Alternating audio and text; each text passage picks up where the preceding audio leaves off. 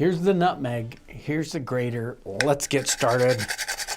It's Friday again. It's a kind of a special Friday. It's a holiday. A lot of people have the day off. Maybe you guys are crowded in here to the live stream because you actually have a day off. So welcome into the Nutmeg Tavern if you aren't a normal Nutmeg Taverner person.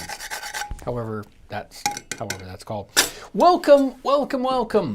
Find a spot, find a table that isn't busy. You can go to the bar here and maybe get a drink, or it's self-serve possibly.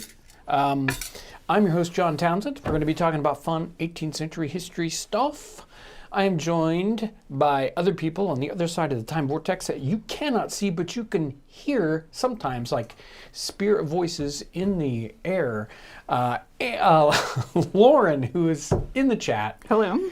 And Ivy, who is on the console. Hi, everybody. And there they are, disembodied though they may be. We are, this topic kind of popped up. I can't remember why. Popped up in a live stream and we just sort of, it's like, hey, why don't we do a live stream on that? And I can't remember why we hit on this topic. I think it was just last week too, so okay. Perhaps. Maybe we've been doing too many of these. It's because we mentioned them last week in our thing about ships, right? There was a magic lantern slide with ships on it. Okay. And then everybody in the chat said, That's why right. don't we do a live stream about this? Okay. And then I remembered that, and I told you when That's you right. asked me neither what we Dad should do nor for a I live remember stream. that. That is true. So we accidentally forgot to schedule this early, and so it only got scheduled and notification came out just 30 minutes ago, but hopefully a lot of people, we decided to start early because, what the heck? Because we like to mix things up and be troublesome here in the Nutmeg Tavern. Very interesting developments over on Patreon. So if you're a Patreon person and you haven't seen any Patreon notifications for the past, couple of weeks, make sure to pop in there or search your email and check that out. Who knows? You might really, really enjoy that.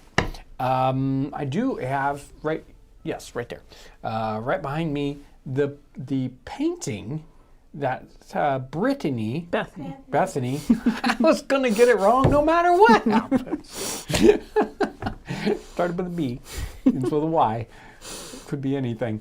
She painted this painting and she sent us a picture of it and was like, that's really cool. And she wanted to send it to us, and she'd never actually sent anything like that before. But thank you so much for actually shipping the physical thing to us. It is really, it was even more impressive in person than it was getting the photograph of it. Yes, the light detail, especially the light shadow detail. Yeah, it was really good. Very fine. Really good. So thank you, Bethany. Get it right. Me and names. It's like a name starts heading my way, my brain automatically. Turn off. Maybe get the first letter, that's all. Yeah. So, welcome in to all the folks that are popping in. We've got Florida and Ireland and who knows where. Hopefully, maybe if you're someone who's kind of semi-new or you don't normally, pop into the chat, but you're here because you're off, definitely just pop into the chat and say hi, whatever. So we get to, say hello. Maybe this is a chance where a lot of people that watch these in replay, not live, are actually here live. So if you're one of those people, hey, make sure to pop in. So we're gonna talk about magic lanterns, but I did want to say, right now is a good opportunity. If you've got other kinds of questions about what we do on the channel, you can pop those questions in, and Lauren will kind of, scoop them up, and we'll talk about them after I get done chatting about magic lanterns and stuff. And there's Max are cool. So magic lanterns are very, very interesting and really kind of pop into the 17th century. So let's say 1650 to especially 1670s, when the development of magic lanterns really kind of gets hot and heavy with the scientific people. Their, optics were an interest. A lot of scientific things were going into optics in the time period, probably because they were, really developing the ability to grind the mirrors and the lenses to do things with. And magic lanterns developed out of that. And a magic lantern is basically a primitive slide projector. That's all it is. But of course, in the 17th and 18th century, the light source was one of the most difficult things. You could, if you had a little sort of a special darkened room, you could use sunlight, and you could do it during the day and like channel sunlight in through use that as the light source. That's going to be a lot brighter, but it's hard to have a specialized room.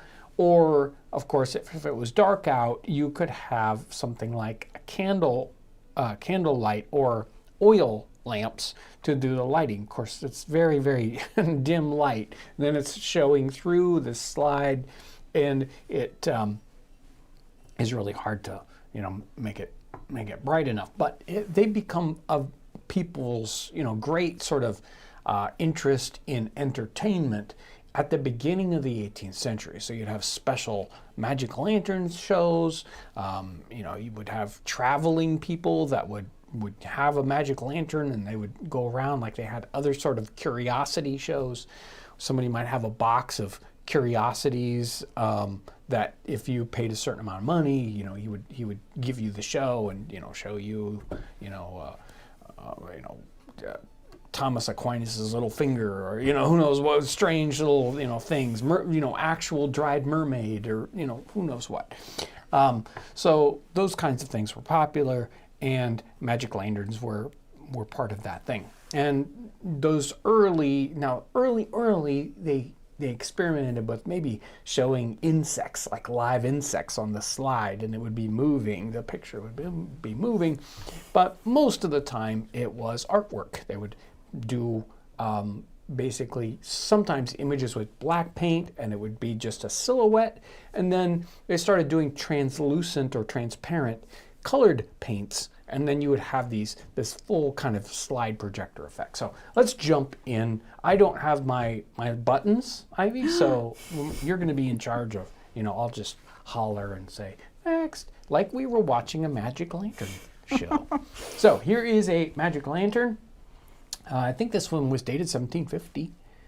It was early. Yeah. And we can see it's got a fairly large lens. It's got a candle lantern, a little hood on the top for the heat to go out, and there's a mirror in the back of that to focus and bring as much light as possible that the candle is putting out. And then you can see the slot. So right behind the snoot there that has the lens in it, there's a slot, and the slides would go into that little slot. And you put them in upside down. So generally there's a single lens, and it inverts the image, so you have to put it in upside down. And you would slide that in there, and it might have like multiple images on one slide, and you would move it from one to the next, or it might just have a single image on it. But that's what the magic lantern is going to look like, although we will see some images later on here of bigger versions of it. So there we go. Now it looks like exactly the same unit, doesn't it? And he is showing the sort of like a joke slide. Look, thieves are stealing stuff while the watchman is asleep. This is probably from the 18th century, in that he is wearing 18th century clothing. The table and the magic lantern are from that time period, and the people doing the action on the screen here. And then the second slide there, a state secret council, and I'm not sure what the what's. Yes, this was in, I believe, Danish. The description was in Danish, so there may have been a little bit more context. Yeah. But I just grabbed the title. It looks nefarious. It kind of does. It does. It looks like they're up to no good. Yeah. Joining hands or something like that. So But notice the second, the one on the right-hand side, you can see that his slide has multiple images Yes, built into that I one. really liked that you could see that, and we will of course see some of the physical slides that Right. do have the multiple. Right, but that's sort of what the scene would look like. So you might have you would go into the room and you'd have the person who was projecting it, and he's probably telling stories, explaining that's the what slides. was. It was talking about somebody now, who collects The slides. magic lanterns, Right. and he will actually use them and do magic lantern shows. And Right. for him, a lot of the fun is being the showman Right. who is doing the Exactly. descriptions, and that is. Probably half of the equation right now. There is the person who is describing it as they're Right. showing. It's like all we have left is the little physical parts. That's and, right. And we don't know. Now, possibly, if we looked in literature, we might get the patter. Someone might, Yes, in a play that or could something be. like that, we Yeah. might actually hear, or they might have written down the patter of that, which would be very, very interesting. Possibly even in that Mayfield, I can't remember the guy's name. In the middle of the 19th century, he wrote books about the poor and had all these little. It would have descriptions of pickpockets, and I'll bet you there's Magic Lantern show and some description of the patter, because he would write down the patter on So- those kinds of things. One of the things that I did think was very meta was us showing pictures, kind of on our own magic lantern, Yes. of someone showing a magic lantern Right. in use. So I thought that was... Well, that means like a picture of a man doing a Magic Lantern show on a, it's pretty meta. Okay, let's jump back in. Another Magic Lantern show description here. We don't see what they're seeing, of course, but we can see into the Magic Lantern with the candle in there. And you can imagine that a lot of times it was you're going to have a younger audience. And Yes. I imagine it was, very fascinating to see, imagine places, and you can understand that a lot of times the people that are viewing these cannot read, and have not been more than a couple of miles away from their home ever in their entire lives. So, we think of the Magic Lantern show as being amazingly simple and silly, and for them it would be wow. Right. I You're can't like, imagine. it would be far more transporting. Kind of like how we'll watch early horror movies, and they don't possess the kind of horror. But for someone watching them then, not exposed to anything, they would be truly horrifying.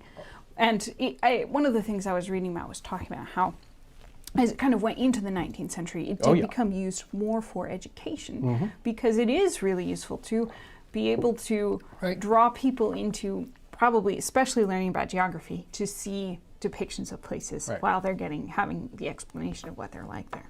Well, I mean, you didn't go to regular public school, and neither did Ivy, but I sat through many a slide projector setting. We had these little projectors, and they would. I mean, it was horrible. It was horrible, but I survived it. Here's another Magic Lantern show. Although this one is probably just a little optical show. This probably isn't a Magic Lantern, but they had similar things like this, right? So, and we've done this. They called them. I can't remember the exact name. There was a couple of different specialized names, but you would look through a little lens and you would see a scene inside there, and sunlight would go through and light it up like a diorama, or with just art in the back of it.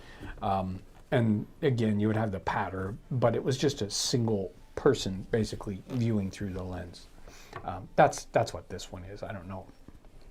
I'm not sure where this, how they titled this particular one. I just wanted to bring it in because it is, while it is not a magic lantern, they had a similar use. Yes, similar situation. And there's a whole book on these little optical toys, or I don't know what to call them. Go ahead.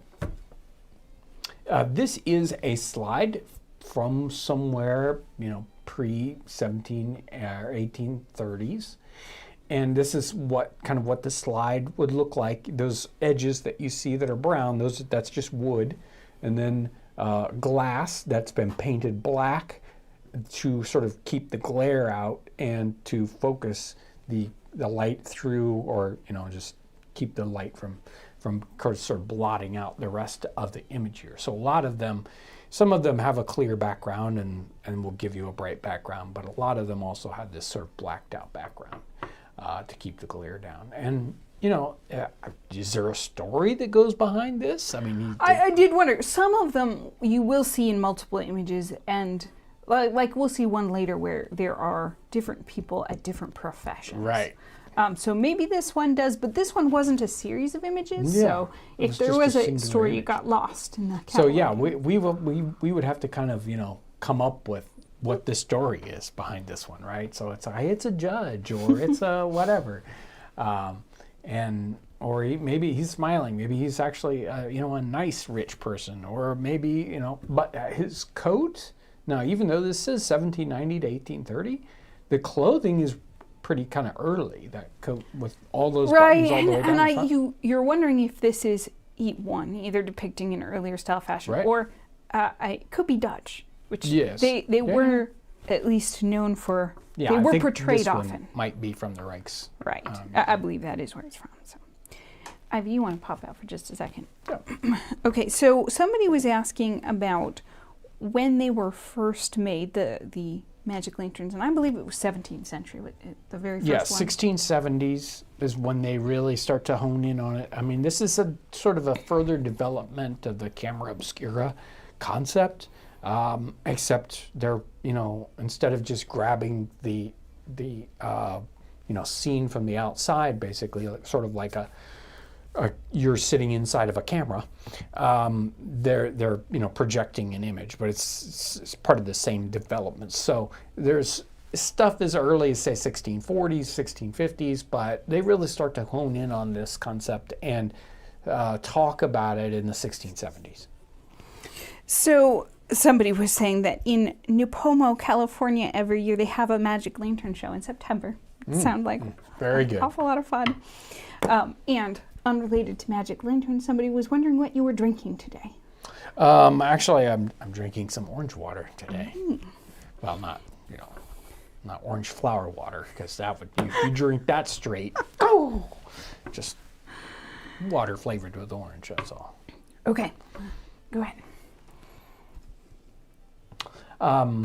Again, we have now, these are more the Dutch images, because the Rijksmuseum has some really good images. So, and we can see the wooden slide, round images, and again with the blackened background, someone sailing a small boat with a very interesting rig on it, and then a weaver, and he's got a sort of a nitty-knotty in the background that's holding thread, and he is doing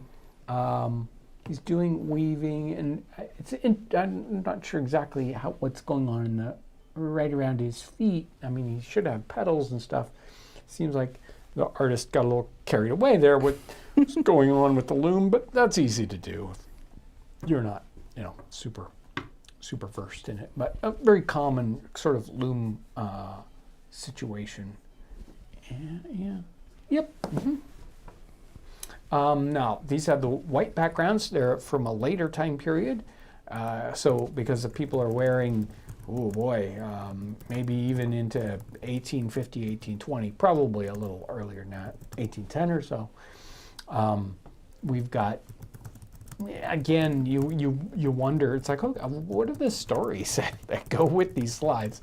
And notice how panoramic they are. So you would probably be slowly moving the slide through the projector with these, and you would just see, part of it as it moved through, or you'd be seeing a sliver of this as it moved through. there were different ways, even with these, in essence, still images, that you could, create some movement concepts with them. And this is one of the ways they would do it. Sort of, slowly move it through the slide projector. And I mean, I don't think the two, even though they look like exactly the same style, are related to each other. Yeah, they got the same coloration, like almost the same inks. They are. But they're from the same group. But I don't see anybody from the top that's part of the bottom. Maybe the couple that's sitting is supposed to be the same as the couple that were walking. Well, she's wearing the same color dress and her hair's the same way. Right. And Could just be they only had that one pink paint. It was already mixed up. They're like, see how even the oh, background. it could is be the that same. it is a progression of something. Right. Like, yeah. And she's holding the same little umbrella thing. Umbrella thing. Right. So maybe there's a sequence here and a story that goes along with it. See, maybe the kids are grown up Ooh, and they're the old people because he's still wearing green and yellow. Green and yellow. And wow. I don't know. We need the showman from the time period to come and tell us the story. 20 years later. That would be lovely. Okay.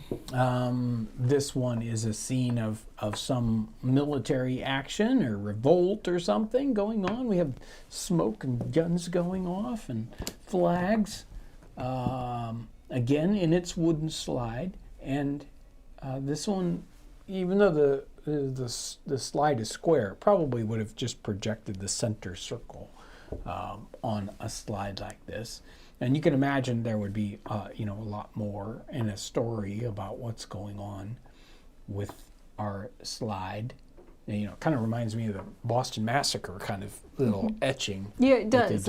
Right? That is definitely what it made me think of. And I kind of assumed it was that for a little bit before I realized that it was probably a Dutch. It's some little skirmish because it's not a giant battlefield or anything.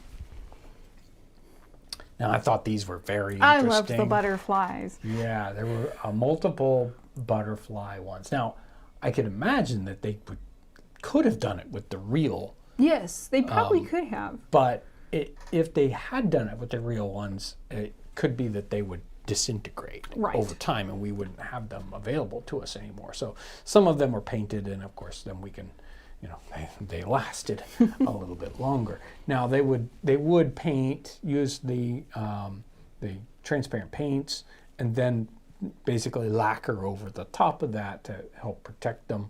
Later on, they would put a secondary piece of glass or something over the top of the images to protect them, to keep them from getting scratched. Like if we had slides today, the same thing happens. You got to protect them. So somebody was asking about the fire hazard of this. I'm wondering if some of the slides were paper that might catch on fire, but are they all glass? No, they aren't. There were some early slides that were paper, thin paper. It's just, they would block more of the light. Yeah. And so, now it'd be cheaper probably, but I don't think, we're not talking very big slides. So that's true. These are just little chunks of glass, maybe, 2 inches square, 3 inches square. So it probably wouldn't have been incredibly expensive to have little paints of glass like that. True. Now, this is one where you could have 2 slides, and this is the framing slide that would be on the outside, and then you would have like a little people or whatever on the stage, and they would be a different slide. Maybe there were different mechanical apparatus you could do, or possibly the craziness of like a kabuki theater, right? You would have like little characters that they were on sticks, and you could move them in and out of on this little stage. It's hard to say exactly what goes along with this scene, but we'll have a slide that goes. Oh yeah, we will. Yeah. So here's this one. This is showing one of the mechanical slides, and what will happen with this is it's 2 pieces of glass. We can't tell, but we can't see it necessarily, but there's two pieces of glass, one with the windmill and one with the blades. And the one with the blades will rotate. So you can see the string there and its outer frame, and you can slowly turn the little wheel. So you would just slide in the glass part into the thing. The rest of it sticks out. You turn the little wheel, and then of course the blades on the windmill turn, and everyone is totally amazed. Did you see that? The windmill. It's a moving turns. picture. It's a moving picture. I am totally freaked out. This is from the Paris Cries of London, I believe, and from the middle of the 18th century. And she has a magic lantern, and it's on top of this case, which I would have bet holds all the slides. So it combines the two so that you can carry the whole apparatus around, and you would have the slides and you would have the lantern all at once, and then you just set it up wherever. And you can even kind of see that she's close to a wall. Now, that at night you would probably, if you were one of those people, you would go to a particular wall that was nice and white, and you would set up your little show. And what's wrong, Ivy? This? Oh, it's just. I'll just blow it out. Thank you. One of my candles was all done here, and it's starting to be troublesome. Anyway, we can see that she's got this whole, and a bunch of these Cries of Paris, they would have their back to you. Maybe Yes. because the artist wasn't good at faces. It's possible. That's certainly something I would do. I can handle the rest of it just fine, just not the face. Exactly. And we can kind of even see the tab that's sticking out on the left-hand side of the lantern at the top. Maybe that's a slide that's sticking out.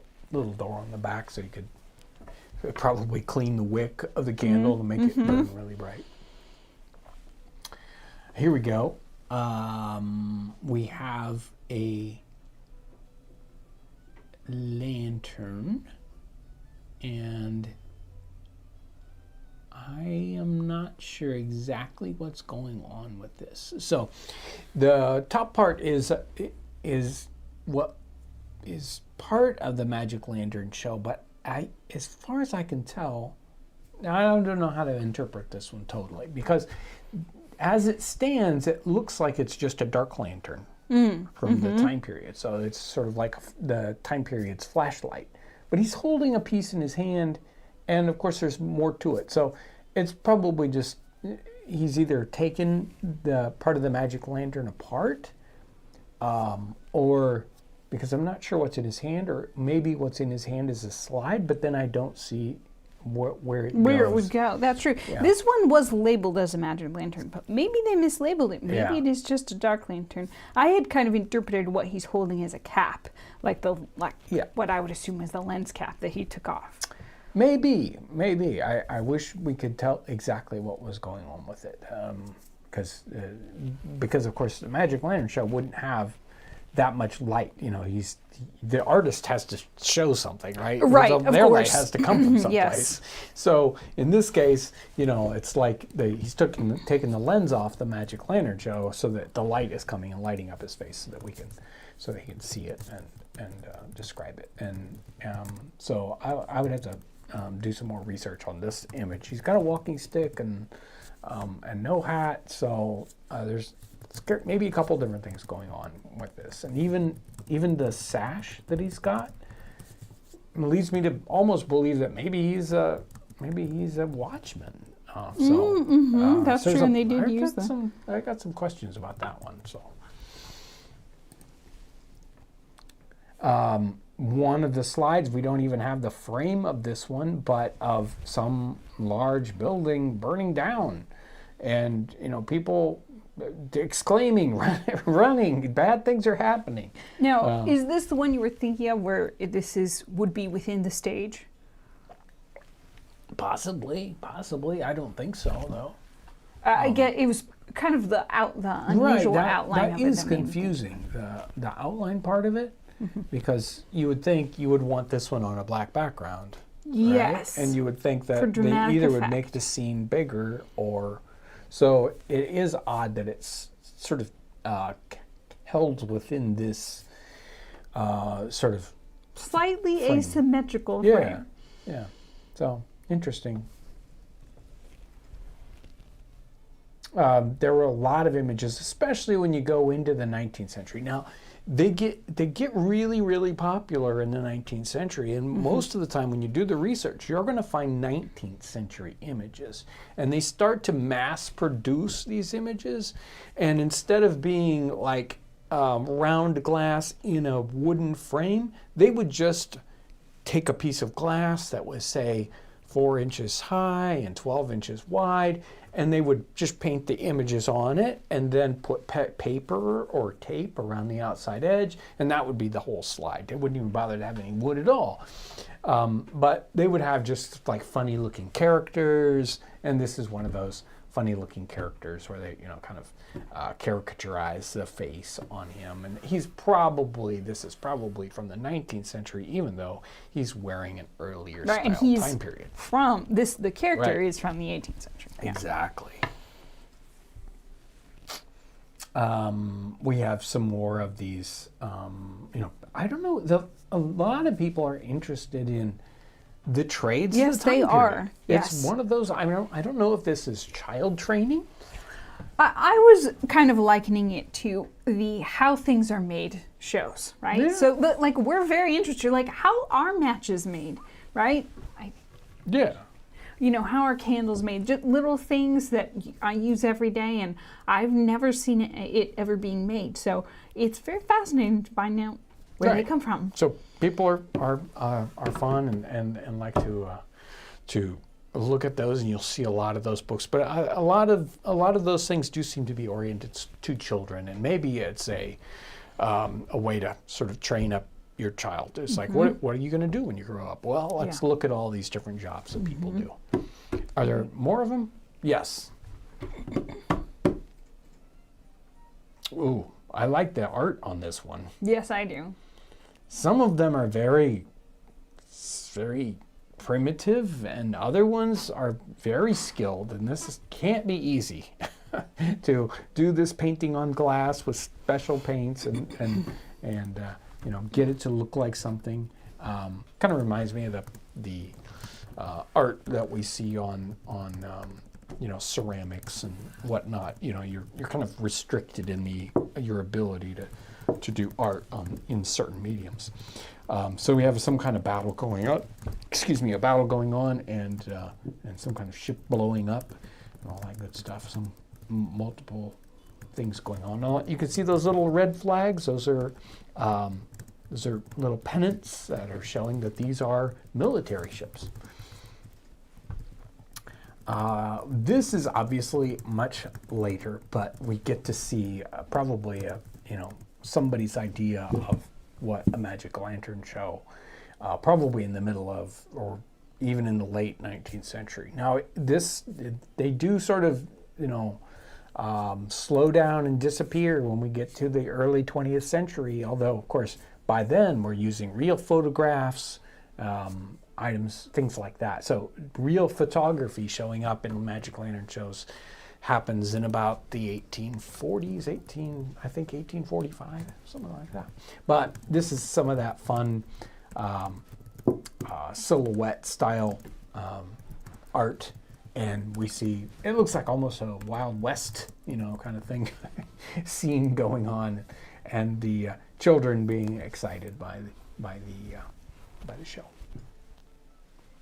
Another really, really neat one. A naval one. Why I like the naval ones so much. It's a mystery. Apparently, with some of the naval ones, again, they would do the two slides, and the waves would be one, and the ships There would would be another. action. Yeah, That's pretty that'd cool. be neat. Mm-hmm. So yes, the one ship is in trouble, and we've got a sunk ship, and we got people trying to rescue people in the water. So action. Animals. Wild animals from Wild. far away. Yes, far away. Although I love the boar in the middle. He is my favorite. Oh, I really liked the elephant. I mean, Well- if zoos were rarer, it would be delightful to see. Oh, yeah. That because really, some animals you just don't believe until you Yeah, see them. it's You're like, like, no I don't believe giraffes Right. being one of the chief No examples. way, that's real. Lions, camels, boars, which, I mean, they were, the roebuck and the oliphant. And there we are, back. Now, let's see. There's somewhere, I lost my... I printed out Patreon names. I did. If they're in the printer. I'm just sure I brought the paper up here. Well, it's really bad. It's really bad. Anyway. Okay, so let me Yes. do a couple super chats here. So here's Max Harcool, and I read this as a chant. So magic lantern, magic lantern, magic lantern. Here we are. We did it. And then from Speed and Style Tony, did they add music like silent films? I didn't see anybody. I didn't see any mentions of. Yeah. I mean, we did see mentions of people doing the showman aspect of it, but All right. sadly, I mean, imagine it's probably mostly story time kind of thing. yeah. And then somebody was wondering if this was usually in a theater setting for large audiences, or if it was more for just in people's households, like for family and friends. I don't think it was family and friends kind of settings. I think it was a larger public display. I mean, we could see like in one that it seemed like almost like a little theater, but I think sometimes it could be, on the street, against the, there you go. Did I have them sitting on my desk, or it figures? I guess sometimes my brain, it's not where I want it to be. Anyway, I think it could show up in a lot of different kinds of settings, but maybe it was in a local pub or something like that, right? And they would, it's like, okay, turn off turn off all your candles, and let's check out the Magic Lantern show. Somebody was mentioning, Rob Dixon was saying that it is Paul Revere, the ride of Paul Revere tonight. So, and last week somebody was mentioning, so being April 18th, somebody was mentioning that you can put a candle in your window for being the correct day to do that. There we go. In the Victorian era, some Magic Lantern shows had music and audio since they had recorded sound. So, sounds interesting. Make it all so much easier. Did you get Max Harcool's super chat? Yes. Okay. Yes. Okay, so somebody's wondering, would you ever consider doing food specific to the Western frontier, specifically Native American food? If I had good research on it, it's hard to find some of that stuff. Native American food specifically. I mean, sometimes we get descriptions or, of that, but we don't have that written from their perspective. So it can be... Without primary documentation, because you do, that they were eating certain foods, but Right. without the primary documentation, you're always worried that it has shifted over time. Right, and you're down to kind of bare descriptions, right? And it's like, well, they ate dried this. It's like, well, okay, but how exactly how did they eat it, right? So we have a lot of ingredients, and you can fix it 20 different ways. And how was it happening in that time period? That's really difficult to answer sometimes. And even when you try it, you're thinking they must have done it a different way because this isn't good. they would have made it more delicious than this, I'm sure. That's right. Let me go ahead and jump in with Patreon. I have a list of new and renewing YouTube members. Now, someone gifted, wonderful person last week gifted 50 memberships, and so I'm not going to read all those 50 names because you don't want to listen to 50 names. But I've got here California K, Keith Wilhoit, Rob Dixon, Patches, Abraham Rothrock, Ahmet Tunk, Rise Van Byardwick. Wow, I guess these are tricky ones. Will Crisp, Lath Balrog, ouch, and a couple new Patreon folks, Ozark Mom and Melissa Lynn. So thank you for your incredible, very, very particular support of what we do here on the channel. So somebody has a question, and I don't know which one they're wondering about, but they're wondering how long does your research for each episode take? So I don't know if they specifically mean live streams, but I assumed it was for standard episodes.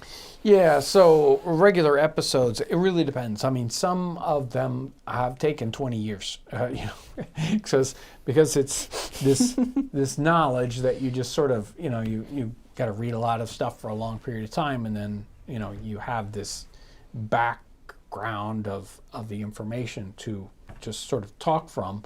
And then other times, some simplistic episodes, I'll only, spend a couple hours on maybe working on a particular cooking episode if it's a very simple recipe, and then, I spend that time, and then of course have other things to talk about in the episode. So it can be, tough, but the research on those, sometimes if you find the right source, it doesn't take long at all, but there's all this time kind of, it's like, okay, what are we going to do, right? And you have to research 20 different things until you find the one that you're excited enough to do an episode about. So that's a really tough answer, because once you find the thing you're excited about, hey, it might only take 15 minutes, and then it's like, oh, this is really easy.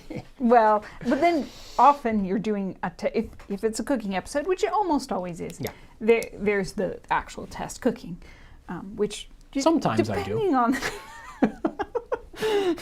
Sometimes may or it's may like, not happen. Hey, we're just going to cook it and find out. And what surprises me is the vast majority that you just wing it. It turns out delicious first time. I haven't died yet. That's right. How bad? So, and I don't know with live streams. That one varies quite a bit. I would say. During the week, it's probably about 8 hours spread out over quite a bit of time between the two of us. Yeah. And some more, some less, depending on how which topic it is. Sometimes you can easily find what you want, or you find a particular piece, and then that you can talk about that for 30 minutes, and so it's not going to be a big deal. So. And other times we scrap a topic because we can't find the sources we're looking for. You're right. So, exactly. and we have to come back to it later when we, run across them we're looking for something else. So Rob Dixon sent in gifted 5 Townsend's memberships. So thank you so much. And I think I gotta catch up. Okay. So Macedonia Productions is wondering, could we consider doing special videos the rest of this year and next in celebration of many of the crucial events in the founding of the nation? And alas, the problem with that is that we know from experience that we're not capable of that level of planning. That's not how we work. Yeah. Because, it's very exciting. Like I know that it's going to be a very exciting year for everyone. There's going to be a lot of special celebrations and anniversaries. It's going to be great.